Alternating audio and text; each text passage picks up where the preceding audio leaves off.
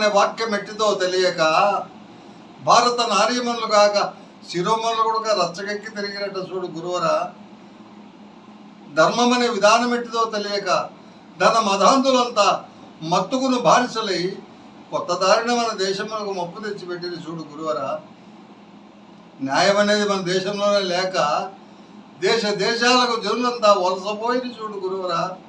నీతి అనే పదానికి నిజంగా అర్థం తెలియక సర్వసమ్ములు కోల్పోయినకటకట. అమ్మా ఆడిపోయింది మీ భార్య అంటే కోవిడ్గా, మీ కూతురు అంటే కోవిడ్గా, మీ అమ్మ అంటే కోవిడ్గా.